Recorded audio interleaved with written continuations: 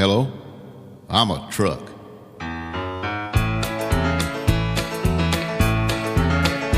You've heard songs about truck drivers, many times their story told.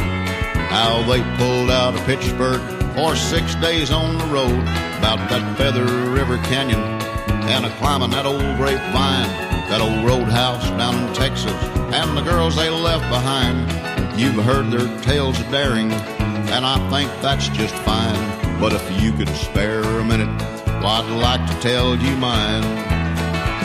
There'd be no truck drivers if it wasn't for us trucks. No double clutching, gear jamming, coffee drinking nuts. They drive their way to glory, and they have all the luck.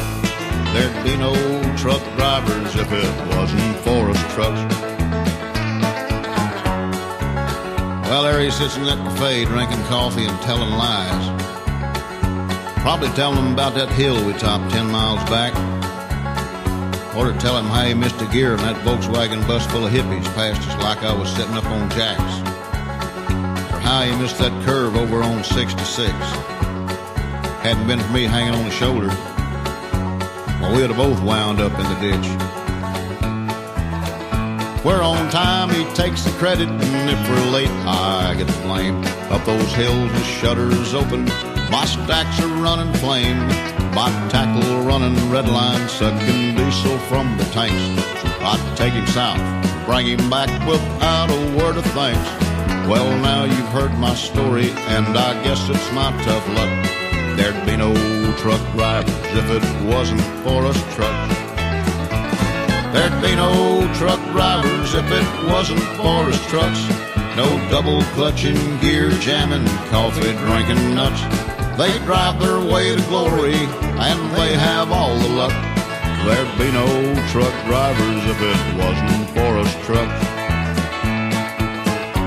Look at him sipping coffee and flirting with that waitress.